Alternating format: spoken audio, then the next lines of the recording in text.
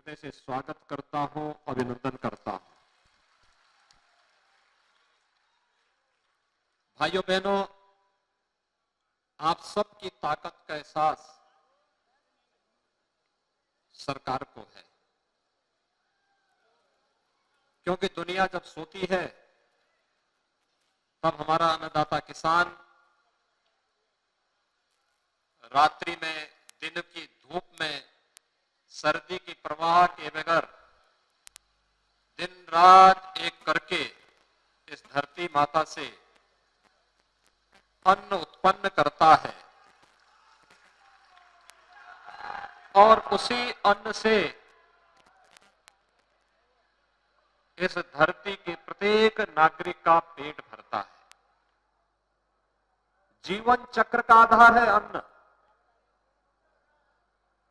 इसके बगैर इस मानवीय सृष्टि की कल्पना भी नहीं की जा सकती है। और सही मायने में अपने परिश्रम और पुरुषार्थ से बिना भेदभाव के प्रत्येक व्यक्ति के लिए अन्न उत्पन्न करना यह अपने आप में पुण्य का कार्य है। और इस पुण्य के साथ आप सब जुड़े रहे हैं। आप जैसे पुण्य आत्माओं का मैं प्रदेश की राजधानी लखनऊ में हृदय से स्वागत और अभिनंदन करता हूं। भाइयों बहनों, आप सभी उत्तर प्रदेश में रहते हैं और आज ऐसी पहली बार नहीं है।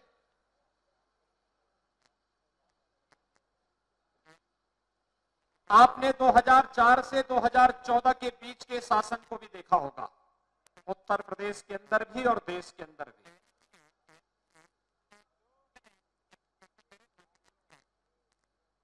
देश और प्रदेश के लिए इसके बगैर इस मानवीय सृष्टि की कल्पना भी नहीं की जा सकती है। और सही मायने में अपने परिश्रम और पुरुषार्थ से बिना भेदभाव के प्रत्येक व्यक्ति के लिए अन्न उत्पन्न करना यह अपने आप में पुण्य का कार्य है। और इस पुण्य के साथ आप सब जुड़े रहे हैं। आप जैसी पुण्य आत्माओं का मैं प्रदेश की राजधानी लखनऊ में हृदय से स्वागत और अभिनंदन करता हूं। भाइयों बहनों, आप सभी उत्तर प्रदेश में रहते हैं और आज ऐसी पहली बार नहीं है।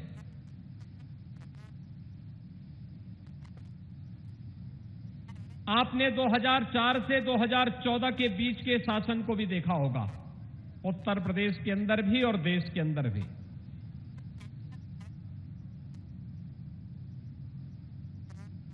देश और प्रदेश के लिए वो अंधकार युग था। उत्तर प्रदेश की प्रगति को तो उसने थाम सा दिया था। अराजकता थी, गुंडागिर्दी थी, अव्यवस्था थी, दंगे थे, कोई सुरक्षित नहीं था। और किसान भाई प्रदेश के अंदर आत्महत्या कर रहा था तो गरीब भूख से मर रहा था। और केवल ये प्रदेश में ही नहीं था, महाराष्ट्र के अंदर भी था, अन्य राज्यों के अंदर भी था। और तब देश का भाग्योदय होता है 2014 में, जब प्रधानमंत्री मोदी जी देश के प्रधानमंत्री बनते हैं। और प्रधानमंत्री का शपथ ग्रहण करने के बाद जब उन्होंने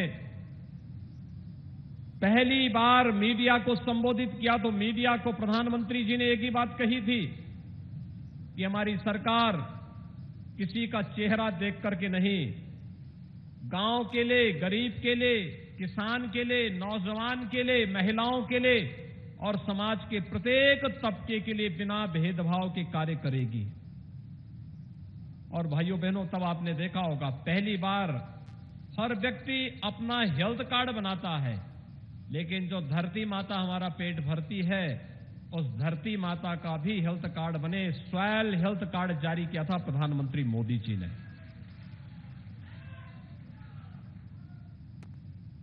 आत्महत्या और भूखमरी से समस्या का समाधान कैसे निकाला गया? सॉइल हेल्थ कार्ड से धरती माता की सेहत का हम ध्यान देंगे तो धरती माता भी हमें रिटर्न में कुछ दे देगी, बहुत कुछ दे देगी। और प्रधानमंत्री मोदी जी ने वो चमत्कार किया। प्रधानमंत्री फसल बीमा योजना, प्रधानमंत्री कृषि सिंचाई योजना से जो सिलसिला प्रारंभ हुआ 2017 में, आप सभी अन्नदाता किसान भाइयों ने, उत्तर प्रदेश के मतदाताओं ने भारतीय जनता पार्टी को प्रचंड बहुमत के साथ सत्ता उत्तर प्रदेश की सौंपी। और उत्तर प्रदेश में सत्ता में आने के बाद हम लोगों ने पहला कोई निर्णय लिया था तो हमारी सरकार का पहला निर्णय था 86 लाख किसानों का 36,000 करोड़ रुपए का किसान ऋण माफी का कार्यक्रम। लघु और सीमांत किसानों का 1 लाख तक के कर्जे को सरकार ने माफ कर दिया था। हम जानते थे उत्तर प्रदेश जैसे राज्य के लिए एक चैलेंज है, चुनौती है, लेकिन अगर ये घोषणा हुई है, ये हमारे लोक कल्याण संकल्प पत्र का हिस्सा है, तो किसान का कर्ज माफ होना ही होना है, क्योंकि अन्नदाता किसान खुशहाल होगा तो फिर हम उत्तर प्रदेश की प्रगति को आगे बढ़ा ही लेंगे। और हुआ वही। हमारे अन्नदाता किसान भाइयों के चेहरे पर खुशहाली क्या आई, वह चेहरे की खुशहाली पूरे प्रदेश के अंदर लेकर के आ गई। आज आप देख रहे होंगे पहला कार्य किसान कर्ज माफी का प्रदेश के अंदर हुआ और उसी वर्ष, उसी महीने हम लोगों ने अप्रैल 2017 में प्रोक्योरमेंट की पॉलिसी ला करके हमने कहा हम किसान का अन्न सीधे क्रय केंद्रों के माध्यम से खरीदने का कार्य करेंगे। बीच में कोई बिचौलिया आड़ती नहीं होगा, लाभ सीधे किसान को मिलना ही चाहिए। और भाइयों बहनों, रिकॉर्ड मात्रा में हमने अन्न का क्रय पिछले 4 वर्षों के अंदर, 4.5 वर्षों के अंदर किया। इससे पहले की सरकारें भी कर सकती थी।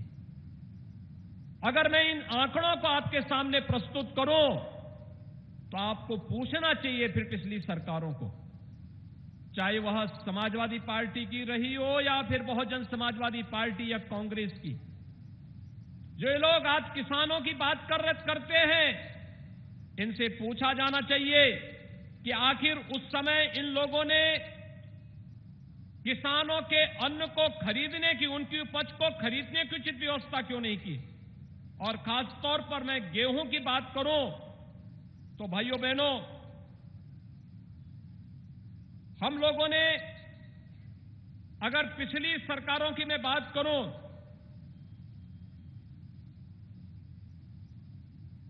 तो पिछली सरकार ने 19,02,098 किसानों का 12,808 करोड़ रुपए का भुगतान किया था, जबकि हमारी सरकार ने 43,75,574 किसानों का 36,504 करोड़ रुपए का, जो हम लोगों ने गेहूं क्रय किया था, केवल इसी का भुगतान किसान भाइयों के खाते में सीधे करने का कार्य किया था। और यही नहीं, अभी हमारे गन्ना मंत्री यहां पर बोल रहे थे, गन्ना किसानों के लिए हम लोग जब आए थे, एक निराशा थी गन्ना किसानों के चेहरे पर। वे ये मानते थे कि अब ये चीनी मिलें बंद होनी थी, जो उन्होंने बताया कि बहुजन समाजवादी पार्टी की सरकार में 21 चीनी मिलें बंद हुई थी, औने पौने दाम पर चीनी मिलों को बेच दिया था। 250-300 करोड़ रुपए की चीनी मिल को मात्र 25 करोड़ 30 करोड़ रुपए में औने पौने दाम पर बेचने का कार्य हुआ था। समाजवादी पार्टी की सरकार में 11 चीनी मिलें बंद हुई। हम लोगों ने चीनी मिलें बंद नहीं की, बंद चीनी मिलों को चलाने का कार्य किया। और भाइयों बहनों, सपा बसपा सरकार ने जिन चीनी मिलों को बेचने का कार्य किया था, उन चीनी मिलों को जो वापस आ सकती थी, उनको फिर से वहां पर एक नई चीनी मिल लगाई।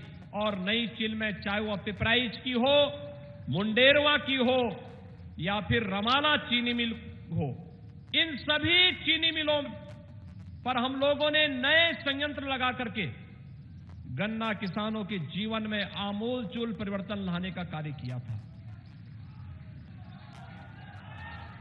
हम 2017 में जब आए थे, 8 वर्षों का गन्ना मूल्य का बकाया था, जो 2009-10 से लेकर के 2017-18 तक का पूरा गन्ना मूल्य बकाया था। किसान परेशान था, चीनी मिलें बंद हो रही थी, निराशा थी, हताशा थी, गन्ने का रकबा सिकुड़ता जा रहा था। लेकिन जब इच्छा शक्ति होती है, विभाग ने मजबूती के साथ एक टीम वर्क के रूप में काम किया और उसका परिणाम क्या रहा? पहले ही साल में गन्ना मंत्री ने प्रयास करके उन उद्योगपतियों से जो चीनी मिलें बंद कर रहे थे, चीनी मिल मालिकों के से संपर्क किया, उनकी मीटिंग के लिए कई दौर की बैठकें हुई और कई दौर की बैठकों के बाद बंद चीनी मिलों को चलाने का कार्य किया। बंद चीनी मिलों को चलाने के साथ ही गन्ना मूल्य का भुगतान कराना प्रारंभ किया। और भाइयों बहनों, आज आप देख सकते हैं, कोरोना महामारी के दौरान दुनिया पस्त थी। ब्राजील जो चीनी का सबसे बड़ा उत्पादक था, ब्राजील का चीनी उद्योग पूरी तरह ठप हो गया। महाराष्ट्र की आधी से अधिक चीनी मिलें बंद हो गई, कर्नाटक की भी कुछ चीनी मिलें बंद हो गई। लेकिन उत्तर प्रदेश के गन्ना विभाग ने तकनीक का सहारा लेकर के 119 सभी चीनी मिलों को चलाने का कार्य किया है।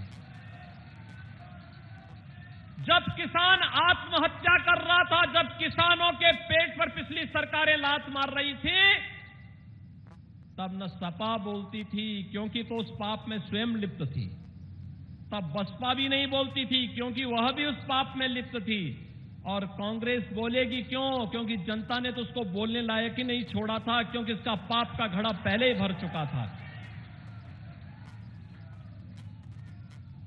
तब भी किसानों के हितों के लिए लड़ाई हम ही लड़ते थे। और भाइयों बहनों, सरकार बनी तो सरकार ने फिर उस कर्जे को वापस करने के लिए, एक एक पाई वापस करने के लिए किसान भाइयों के लिए जो प्रयास हो सकता था, कृषि विभाग के द्वारा, उद्यान विभाग के द्वारा, गन्ना विभाग के द्वारा, उन सब प्रयासों को आगे बढ़ाने का कार्य किया गया। आज परिणाम सबके सामने है।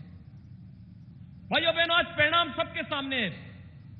आपने 2007 से लेकर के या 2004 से लेकर 17 तक कोई वर्ष ऐसा नहीं रहा होगा जब किसान भाइयों को अपनी उपज को चीनी मिल तक पहुंचाने में तो कठिनाई हुई, और जब चीनी मिल मालिक उस समय चीनी मिल बंद कर देता था तो उसको गन्ना जलाने की नौबत आती थी, खेत में ही गन्ने में आग लगा दी जाती थी। तमाम षड्यंत्र के बावजूद किसान विपक्ष के बहकावे में 2017 से 2021 के बीच में नहीं आया, और हम लोगों ने भी कहा था जब तक किसान के खेत में एक भी डंठल गन्ने का रहेगा, कोई चीनी मिल बंद नहीं होगी। भाइयों बहनों, कार्य करने के लिए नियत और नीति दोनों साफ होनी चाहिए। सरकार की नीति स्पष्ट थी कि किसान हितैषी नीति होनी चाहिए, नौजवान हितैषी नीति होनी चाहिए, प्रदेश के विकास के लिए उन्मुख नीति होनी चाहिए, और नियत साफ, न भ्रष्टाचार करेंगे, न भ्रष्टाचार किसी को करने देंगे, और भ्रष्टाचार मुक्त व्यवस्था का जो संकल्प था, आज आपने देखा होगा 2014 से लेकर के 2021 के बीच प्रदेश या देश के अंदर कोई किसान आत्महत्या नहीं किया। भूख से मौत पिछली महामारियों के दौरान याद करिए, आंकड़े उठाइए, इतिहास के पन्नों को पलटिए। 100 वर्ष पहले 1918 में जब स्पेनिश फ्लू इस देश के अंदर और दुनिया के अंदर आया था, तो बीमारी के साथ साथ भूख से भी बहुत बड़े पैमाने पर मौतें हुई थी, और एक आंकड़े बताते हैं 2.5 करोड़ लोगों ने उस समय 2.5 करोड़ लोग मरे थे। लेकिन हम सब आभारी हैं प्रधानमंत्री मोदी जी के। उन्होंने जीवन और जीविका को बचाने का जो संकल्प देश को दिया, हम लोगों ने उसका अनुसरण किया और देश के अंदर भी और प्रदेश के अंदर कोई व्यक्ति भूख से नहीं मरा। सरकार की नियत साफ थी, सरकार की नियत साफ थी। अन्नदाता किसान मजबूती के साथ बीमारी से लड़ने के लिए तैयार था। 80 करोड़ लोगों को फ्री में देश के अंदर राशन, और उत्तर प्रदेश ने अप्रैल 2020 से नवंबर 2020 तक, मई 2021 से नवंबर 2021 तक उत्तर प्रदेश के 15 करोड़ लोगों को फ्री में अन्न राशन देने की व्यवस्था प्रारंभ की है। हम आभारी हैं प्रधानमंत्री मोदी जी के। प्रधानमंत्री गरीब कल्याण अन्न योजना के माध्यम से हर एक गरीब के पेट को भरने के लिए, भरपूर खाद्यान्न उपलब्ध करवाने के लिए, और साथ साथ फ्री में वैक्सीन भी देने के लिए। भाइयों बहनों, कल उत्तर प्रदेश ने 10 करोड़ लोगों को वैक्सीन, कोरोना वैक्सीन की डोज उपलब्ध करवाने में सफलता प्राप्त की। देश के अंदर सबसे बड़ी संख्या है। अनुमान करिए, लोग कहते थे उत्तर प्रदेश में कैसे होगा। कुछ लोग गुमराह कर रहे थे। यानी उत्तर प्रदेश के 10 करोड़ लोग कोरोना का सुरक्षा कवच प्राप्त कर चुके हैं, और आपके इसी जज्बे ने उत्तर प्रदेश से कोरोना को एक प्रकार से लगभग समाप्त सा कर दिया है। हमारा यही जज्बा काम करना चाहिए। हम सावधानी और सतर्कता बरतेंगे, लेकिन साथ साथ हम लोग उस गाइडलाइन का पालन करते हुए जीविका को बचाने के लिए हर भरपूर योगदान करेंगे। और उसी जीविका को बचाने के लिए आज सरकार लगातार कार्य कर रही है। लागत का 1.5 गुना किसानों को मिले। याद करिए, 2018 में प्रधानमंत्री मोदी जी उत्तर प्रदेश के शाहजहांपुर की धरती पर आए थे, और तब प्रधानमंत्री मोदी जी ने घोषणा की थी लागत का 1.5 गुना किसान के खाते में सीधे देने के लिए। 24 जीन्स की घोषणा हुई थी। और भाइयों बहनों, आज आप देखते होंगे न्यूनतम समर्थन मूल्य का दाम किसान के खाते में देने का कार्य प्रधानमंत्री मोदी जी ने किया। तो किसान भाइयों के बारे में सही मायने में किसी ने किसान भाइयों को पेंशन दी है प्रधानमंत्री किसान सम्मान निधि के माध्यम से, तो वह भी प्रधानमंत्री मोदी जी ने दी है। हर किसान को बिना भेदभाव के, कोई चेहरा नहीं, कोई पार्टी नहीं, न क्षेत्र, न भाषा, न जाति, न मत, न मजहब, किसान किसान है। अन्नदाता किसान, उसका सम्मान होना ही चाहिए। यह कार्य भी प्रधानमंत्री मोदी जी ने किया। और मुझे बताते हुए प्रसन्नता है कि देश के अंदर सर्वाधिक 2,54,00,000 किसान उत्तर प्रदेश के अंदर प्रधानमंत्री किसान सम्मान निधि का लाभ प्राप्त कर रहे हैं। भाइयों बहनों, किसान के खेत के लिए, सिंचाई के लिए अच्छा साधन चाहिए। तकनीक को भी अपनाया गया। 25,000 किसानों को तो फ्री में सोलर पैनल उपलब्ध कराए गए। और यही नहीं, खेत तालाब योजना के माध्यम से या वर्षों से लंबित उन सिंचाई की परियोजनाओं के माध्यम से, बाण सागर की परियोजना हो, अर्जुन सहायक परियोजना बनकर के लगभग तैयार है। हमारा प्रयास है कि अगले महीने प्रधानमंत्री जी के कर कमलों से अर्जुन सहायक परियोजना को बुंदेलखंड के अंदर उत्तर प्रदेश के किसानों को और देश को समर्पित करवाया जाए। सरयू नहर परियोजना अंतिम चरणों में कार्य चल रहा है। और यही नहीं, पहाड़ी बांध, जमरार बांध, पहुंच बांध, पथरई बांध, रासिन बांध, बंडई बांध परियोजनाएं ये पूरी हो चुकी हैं। और वहां पर किसानों के खेत को वहां पर सिंचाई के उत्तम साधन की व्यवस्था की जा रही है। यह पहले भी हो सकता था, लेकिन केवल भाषण, केवल गुमराह करने की वक्तव्य पिछली सरकारें यही करती रही। लेकिन भाइयों बहनों, हमारी सरकार ने केवल वक्तव्य पर नहीं, हमारी सरकार ने तो सही मायने में किसान भाई के जीवन में परिवर्तन लेने का जो संकल्प किया था, वही परिणाम था। उत्तर प्रदेश के अंदर खासतौर पर तराई के क्षेत्र में जो किसान भाई और हमारे बिंदु क्षेत्र में जो किसान बंधुगण खेती बाड़ी का कार्य करते हैं, वहां पर वन्य जीवों से उनकी टकराहट अक्सर होती थी। अक्सर किसान भाइयों को वहां पर अपनी जान गंवानी पड़ती थी। सरकार के द्वारा, वन विभाग के द्वारा मुआवजा नहीं मिलता था। हमारी सरकार ने निर्णय लिया कि हम इसको आपदा में घोषित करेंगे और अगर किसी किसान के परिवार की किसी की क्षति होगी तो या तो वह आपदा राहत के मद से हम उसको 4 लाख रुपया देंगे और नहीं तो कृषक दुर्घटना योजना के अंतर्गत से सम्मिलित करते हुए किसान हो या बटाईदार, प्रत्येक को 5 लाख रुपए की सहायता इस मामले में देने का कार्य करेंगे। और आज हमारी सरकार इसको सफलतापूर्वक आगे बढ़ाने का कार्य कर रही है। भाइयों बहनों, किसान भाइयों के बारे में बड़ी बड़ी घोषणाएं पहले होती थी, लेकिन जमीनी हकीकत क्या थी? जमीनी हकीकत से इसका कोई लेना देना नहीं था। आज हम सब आपके बीच आए हैं। मैं धन्यवाद दूंगा उत्तर प्रदेश गन्ना विभाग को। भाइयों बहनों, गन्ना विभाग ने सचमुच जो काम किया, 2007 से लेकर के 2017 तक जितना गन्ना मूल्य का भुगतान किसानों का 10 वर्ष में नहीं हुआ, मात्र 4.5 वर्ष में 1,44,000 करोड़ रुपए का गन्ना किसानों का गन्ना मूल्य का भुगतान हुआ है। और हम लोगों ने तय किया है कि 30 नवंबर तक अधिकतर गन्ना मूल्य का भुगतान करने की कार्रवाई होने के साथ साथ चीनी मिलों को फिर से संचालित करने की व्यवस्था भी हम करेंगे। सरकार तय कर रही है कि एक मुश्त योजना के माध्यम से किसानों पर जितना भी बिजली बिल का बकाया है उसमें ब्याज माफ करते हुए हमने कमेटी गठित की है कि इसमें और क्या इनको राहत दी जा सकती है। लेकिन किसान भाइयों का शोषण नहीं होना चाहिए, किसी भी स्थिति में नहीं होना चाहिए। और इस दिशा में बहुत जल्दी सरकार एक बहुत ठोस योजना लेकर के आने वाली है।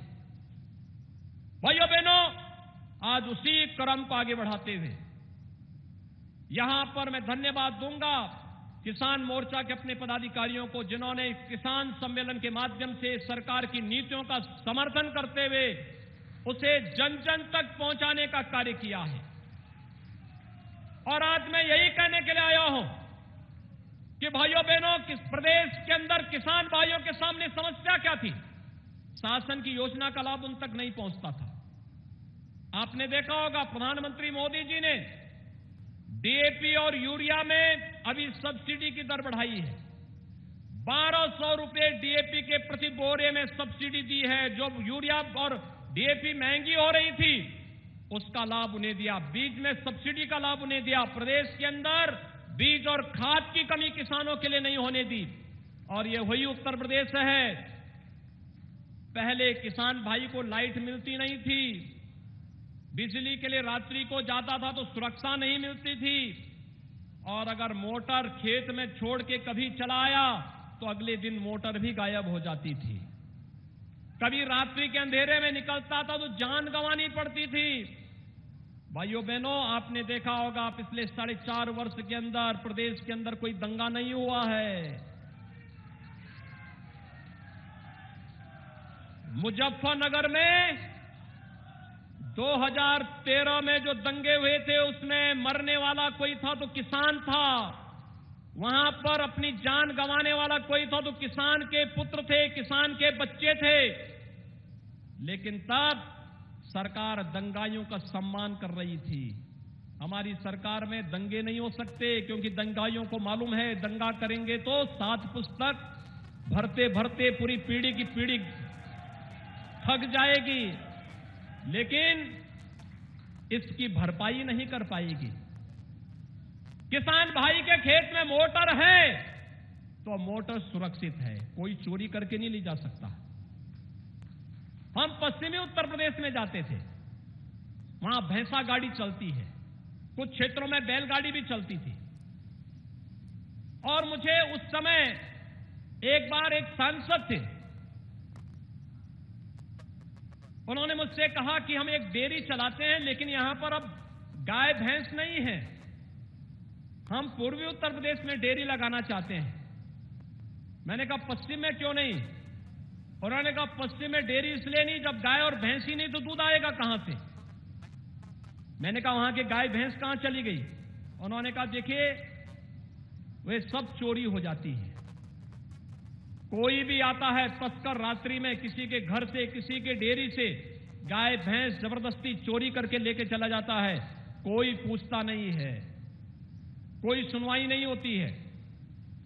मैंने कहा क्या इतनी अराजकता? उसने कहा अराजकता की स्थिति यह है कि भैंसा गाड़ी अगर चल रही है और थोड़ी देर के लिए अगर भैंसावान कहीं चला गया तो 5 मिनट के अंदर ही उसके भैंसे गायब हो जाते थे, पीछे का केवल खोका बच जाता था, भैंसा गायब, बैल गायब। इस प्रकार की स्थिति। भाइयों बहनों, आज इलीगल स्लॉटर हाउसेस प्रदेश के अंदर बंद हो चुके हैं।